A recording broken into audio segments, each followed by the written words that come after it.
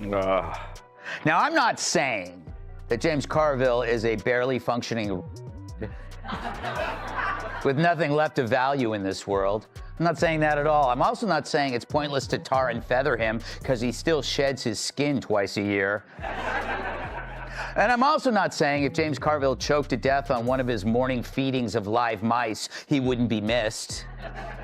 Wow, it sure is fun to not say things. I'm gonna start. Have you ever witnessed a clash so profound, so utterly unexpected that it reshaped your understanding of power and influence in real time? Imagine a seasoned political strategist, a man who once orchestrated a presidential victory, famed for his cutting remarks and ruthless efficiency, suddenly finding himself in a duel he never anticipated. This wasn't a debate, nor was it a friendly exchange of ideas. What unfolded was a public spectacle, an intellectual demolition derby where the old guard collided head-on with the new agile force of modern media, and the results were nothing short of catastrophic for one side. What happens when a titan of yesteryear, still clinging to the tactics that made him famous decades ago, steps into the digital arena against a master of contemporary wit and surgical sarcasm? The answer, delivered live and unsparingly, was a master class in how yesterday's political tactics crumble under today's ruthless, comedic scrutiny. It wasn't merely a verbal spar, it was the unraveling of a carefully constructed legacy, leaving behind nothing but the stark, undeniable truth of an ideology finally running out of steam.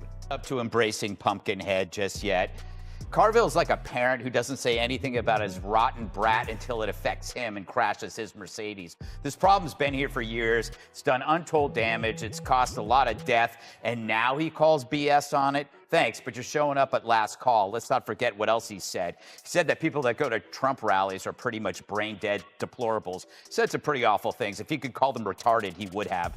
So his criticisms actually hit everyone, and it doesn't come from a place of common sense or common people. It comes from an elitist perch. He's not a man of the people. He's a man protecting a system that paid him well. On the whole, he would prefer to jail a Trump supporter who stole a podium over an Antifa creep who burns a business.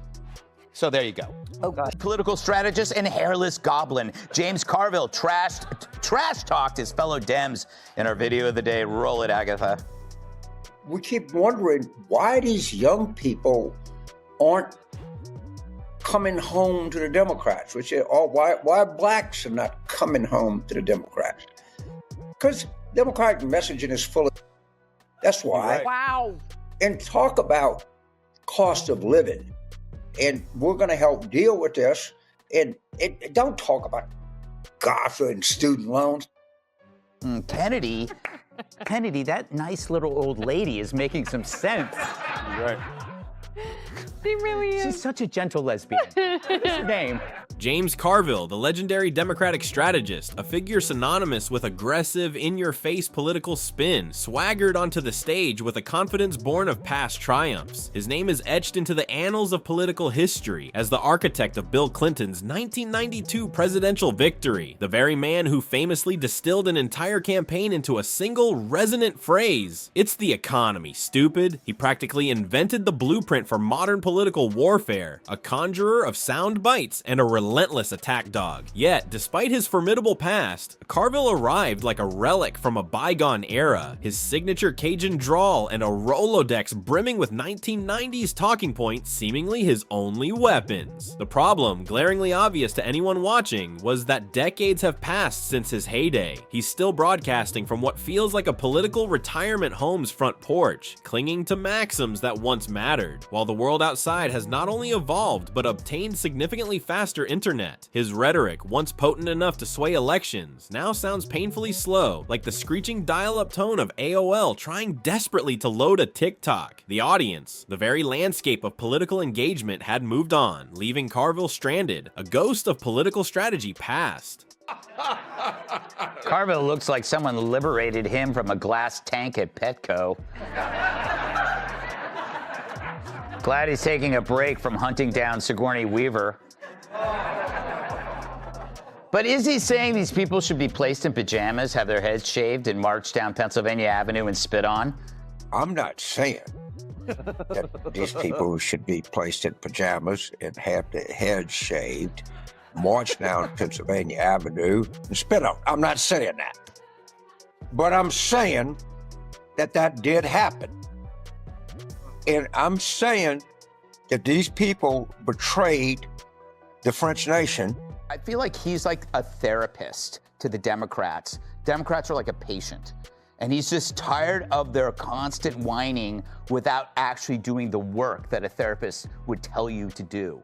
This profound disconnect between Carville's past relevance and his present state became painfully clear as he doubled down on previous deeply divisive remarks, casually dismissing vast swaths of the American populace, including those who simply attend Trump rallies, as pretty much brain-dyed deplorables. He delivered these cutting jabs from an unassailable elitist perch, a vantage point far removed from the common sense or the daily struggles of ordinary people. The sheer hypocrisy was breathtaking. His outrage, his willingness to call out perceived wrongs, seemed to ignite only when issues directly impacted the established system he so diligently protects, rather than when they caused untold damage or widespread suffering to the very public he claimed to serve. His late-stage indignation, showing up at the metaphorical last call after years of festering problems, after countless lives had been affected, underscored a chilling truth. He isn't a man of the people. He is, instead, a zealous guardian of the system that has paid him exceedingly well. A system that, by his own implied logic, would undoubtedly prefer to jail a Trump supporter for stealing a podium over, say, an anti-FA activist for burning down a business. His criticisms therefore don't stem from empathy or a desire for common ground, but from a privileged, insulated bubble, reinforcing the impression that he remains oblivious to the very people he claims to critique.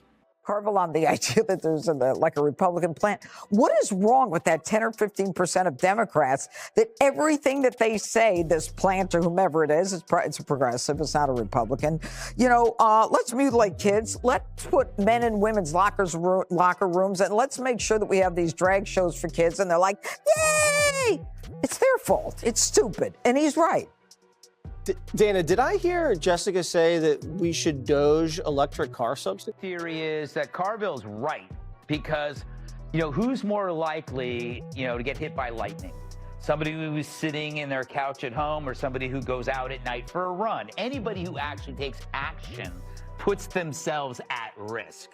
And this is an administration that's always in action, always in play, a lot like you on the weekends. You know, hard to see insight into, you know, what Carville says. I don't know how he became the wise man of politics. Nostradamus. Then there was Greg Gutfeld. He doesn't merely suffer nonsense. He marinates in it, skewers it, wraps it in bacon, and serves it back to the crowd with a knowing wink and an often devastating punchline. From the outset, Gutfeld saw Carville not as a worthy opponent in a serious debate, but as a golden opportunity to torch every outdated political trope still wheezing around the airwaves. Gutfeld's approach was a one-man comedy massacre, executed with surgical sarcasm, and that signature, subtly mischievous smirk. He didn't just walk into the conversation, he surgically dismantled Carville's tired political rambling sentence by sentence, with the methodical precision of a cat batting around a wind-up toy until it ran out of steam and dignity. It wasn't a debate in any conventional sense, it was a public service announcement titled, "Why Your Grandpa's Hot Takes Don't Hit Anymore." Carville, visibly struggling, tried desperately to keep up, but Gutfeld was already 3 punchlines ahead, building a comedic momentum that Carville simply couldn't match. If you blinked, you likely missed the exact moment Carville's credibility spontaneously combusted on live TV, reduced to what Gutfeld would later imply was mere comedic roadkill. This was the intellectual equivalent of bringing a laser pointer to a disco ball fight. Gutfeld was playing a different game entirely, and Carville hadn't even realized the rules had changed. Rat. James Carville's wondering if there's a plant in the party, pushing them to back the dumbest ideas possible. Watch.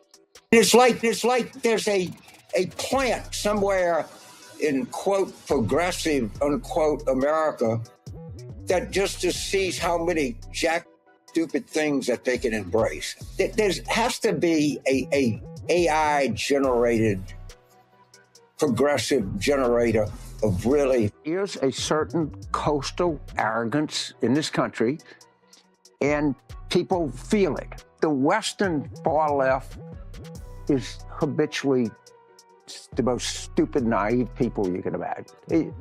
And they come up with these really goofy constructs, and it's all about feeling The exchange quickly illuminated Carville's self-appointed role as a therapist to the Democrats, constantly advising a political party he implied was perpetually whining without actually doing the work required to solve their problems. While Carville launched into yet another breathless, high-pitched monologue about the supposed extremism infecting the country, Gutfeld remained calm, almost nonchalant. He subtly, expertly redirected the conversation, reminding everyone watching that the real extremists are often those who genuinely believe men can get pregnant, who assert the economy is thriving while ordinary Americans are living on the razor's edge of credit card debt, or who insist that blaming Russian bots still counts as a valid argument in 2025. It was a masterclass in rhetorical jiujitsu. The visual spectacle was compelling, like watching someone futilely attempt to punch a hurricane. The more Carville flailed, his voice growing progressively louder and more strained, the more Gutfeld simply smiled. He effortlessly delivered reality like well-placed banana peels, watching Carville trip, slip, and ultimately faceplant with every wild swing. Gutfeld didn't take the bait. He didn't engage on Carville's terms. He took the stage, transforming Carville's predictable, agitated rants into little more than a frantic, yet ultimately impotent backdrop for his own sharp, insightful humor. He was not there to win an argument, he was there to demonstrate its futility. The Washington Post ran a fluff bomb celebrating centrist Democrat women, going gaga over their resumes, mom energy, and group chat chemistry. But in this journalistic stroke job, not a single policy position was mentioned, which is weird. That's like doing a profile on me and not mentioning my many bodybuilding awards. Thank you. So why is that? Why'd they bend so far backward to avoid a basic stance? Maybe because in the current state of their party, it's better just to keep your head down and to stay safe. They substitute substance with nicknames, the Mod Squad or the Badass Caucus. But it's fake. The true fireworks ignited when Carville, clinging desperately to any semblance of authority, attempted to pull rank. He flexed that familiar condescending, "I've been in politics longer than you've been alive" routine, even floating a bizarre, almost desperate theory about a Republican plant embedded within the Democratic Party. Carville asserted that this mysterious progressive force was somehow pushing the party to embrace what he termed Jack Staunton things, such as mutilating kids or advocating for drag shows for children. It was a moment of profound delusion, revealing a deep disconnect from reality. Gutfeld, however, didn't even blink. Instead, with a calm that bordered on amused indifference, he casually pointed out that simply being around for a long time doesn't make you wise. It just makes you outdated with better stories. He highlighted with devastating accuracy that nobody, least of all the modern audience, is buying these tired narratives anymore, especially when they all predictably end with the familiar, inescapable demand for more taxes. As Carville launched into one of his high-octane, vein-popping tirades about right-wing misinformation, Gutfeld leaned back, his posture one of detached amusement, watching him like a man observing a toddler attempt to explain quantum physics. Calm, utterly unbothered, and entirely aware of the inevitable outcome. The brutal truth was stark. What worked in 1992 simply has no resonance, no power in the TikTok age. The political landscape and its audience had moved on, leaving Carville shouting into an increasingly empty echo chamber. Lowest rated president a month into his presidency than any president in United States history. That's the fact. I can be fact checked. They can do whatever they want. That's fine. We can go. This in 2025, he's at +4 points. Look where he was in 2017, his first term at this point. He was at -5 points, so he's doing nearly 10 points better on the average. And more than that, as I mentioned, it's not just the CBS News poll, it's the Ipsos poll, it's the Gallup poll, it's the Pew poll. You're reading these polls, and I'm reading a poll saying the Democrats are 13 points up in the congressional generic, that Donald Trump has the lowest approval rating of any president at this point in his presidency in American history.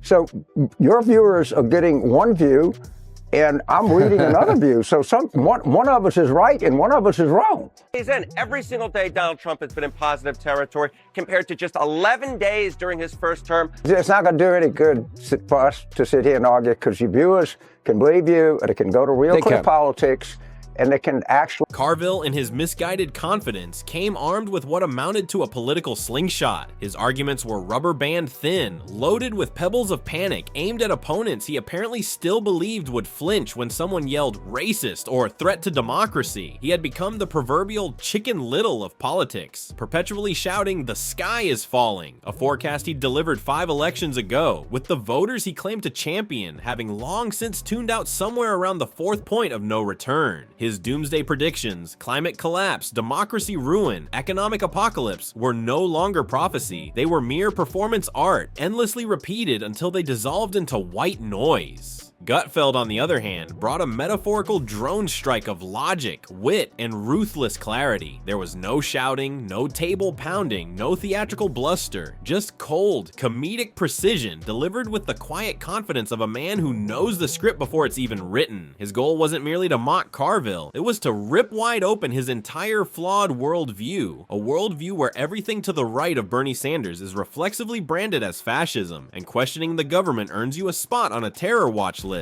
It's a political algebra where 2 + 2 equals racism and skepticism inherently equals sedition. Gutfeld didn't just poke holes in this deeply flawed fantasy, he tore it wide open, holding up its empty, decaying guts for everyone to see, a crumbling ideology laid bare and laughed off the very stage it presumed to occupy.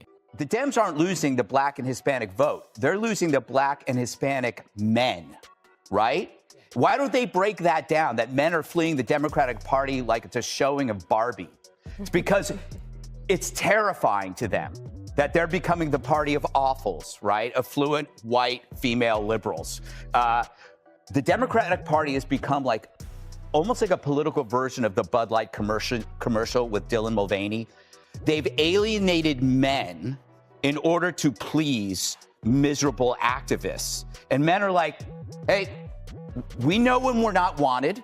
We'll see ourselves out. We know what a woman is, right? We know what's best for our kids. We know what it takes to protect our cities and our families. And we're tired of apologizing for laughing at funny jokes and it having natural testosterone, right? So they know that the Democratic Party has become a gender-specific party. Crucially, this wasn't merely about embarrassing an individual. It was about exposing the entire decaying system that had propped him up for so long. The network of think tanks, the compliant media pundits, the talking heads who mindlessly nod along every time Carville rambles about saving democracy while conveniently ignoring that their own side is often the one calling concerned parents domestic terrorists or throwing people in jail for satirical memes. Gutfeld served as a stark reminder that the game has fundamentally changed. The American public isn't looking for a spin doctor, a purveyor of recycled Cold War metaphors, or another high-pitched panic attack masked as insight. They're looking for truth, for humor, and for someone who doesn't treat them like idiots. Carville, speaking in a code from a bygone era, found himself being meticulously translated in real time by Gutfeld, who somehow managed to make everyone laugh hysterically while doing it. By the midpoint of the exchange, Carville looked less like a veteran political assassin and more like someone who had inadvertently wandered into the wrong Zoom call. His retorts grew shakier, his voice escalated to a strained roar, and his arguments began looping like a broken cassette tape, revealing a mind trapped in a temporal loop. Meanwhile, Gutfeld remained unruffled. He didn't even need to raise his voice. He simply continued to toss out inconvenient realities like carefully placed banana peels, watching Carville trip, slip, and ultimately faceplant with every wild, desperate swing. At one point, Carville, in a last-ditch effort to regain some footing, tried to pivot, talking vaguely about the need for unity and bipartisanship, and that's when Gutfeld unleashed a quiet yet devastating counterpunch. He exposed the profound hypocrisy of decades spent labeling half the country as backward, racist, and brainwashed, only to then turn around and ask for a group hug. Gutfeld called it out with surgical precision. Unity isn't achieved by insulting, dismissing, and demonizing half the population. It's achieved by actually listening, something Carville appeared to have been allergic to since floppy disks were considered cutting-edge technology. The beauty of it all was Gutfeld's unflappable composure. He treated the entire takedown like a live comedy roast, and the audience, judging by the explosion on social media, adored it. Memes flooded the internet, capturing the stark contrast and the moment Carville Carville fatally underestimated Gutfeld, believing him to be just a funny guy with a late-night slot. What he forgot is that Greg Gutfeld has not only mastered the art of mixing incisive political insight with gut-punch humor, but he doesn't yell or bluster. He meticulously sets up the joke, lays the trap, and then simply watches as his target, oblivious, delivers the punchline to their own complete and utter destruction. By the bitter end, it wasn't even a contest. Carville looked like a man who had just lost an argument to his own GPS. Gutfeld, conversely, looked like he had merely finished a light warm-up. There were no frantic notes, no visible damage, just another political fossil expertly turned into comedic roadkill. And this moment was about far more than just Carville himself. It was about what he represents. The crusty establishment clinging desperately to relevance, using fear and outrage as a tired, predictable business model, endlessly lecturing a populace that had long since tuned out. Carville swaggered in like it was still 1988, armed with Cold War metaphors and Reagan-era one-liners, as if the world hadn't rapidly advanced to memes and microwave debates. He barked the same lines that once made headlines, only now they sounded like static on a dusty AM radio, utterly devoid of impact. He couldn't even grasp the nuanced yet critical fact that the Democratic Party isn't simply losing the Black and Hispanic vote in general. They are specifically losing Black and Hispanic men. This demographic Gutfeld highlighted is fleeing the Democratic Party like it's a showing of Barbie. This demographic shift, this palpable abandonment Gutfeld articulated, is terrifying to the Democrats because it exposes their uncomfortable truth. They are increasingly becoming the party of awful, affluent, white female liberals, systematically alienating men in order to please a vocal minority of miserable activists. Men, Gutfeld observed, know when they're not wanted. They're tired of apologizing for laughing at funny jokes or for simply having natural testosterone. They know what a woman is, what's best for their kids, and what it takes to protect their cities and families, and they're simply walking away. But Gutfeld wasn't there to indulge in nostalgia games. He was there to deliver a brutal reality check, expertly wrapped in sarcasm and scorched earth wit. While Carville peddled tired panic, Gutfeld served unvarnished clarity. While Carville rambled through recycled outrage, Gutfeld cut straight through with modern truth bombs and laser-aimed mockery. It wasn't merely a clash of generations, it was a brutal reminder that the political arena now definitively belongs to those who can think fast, joke harder, and see through the dense fog of legacy media spin. The message was unmistakable, searingly clear. If you're still using Cold War metaphors and Reagan talking points in 2025, you are not part of the solution. You are the rerun nobody asked for. And in Gutfeld's unsparing world, relics don't get respectfully retired. They simply get exposed and then unceremoniously dismissed. This confrontation was not just a moment of viral television. It was a seismic shift, a clear signal that the old guard's fading grip on public discourse is slipping, being irrevocably replaced by a new era where sharp wit, brutal honesty, and a potent sense of humor are the most lethal weapons in the ever-shifting battle for hearts and minds.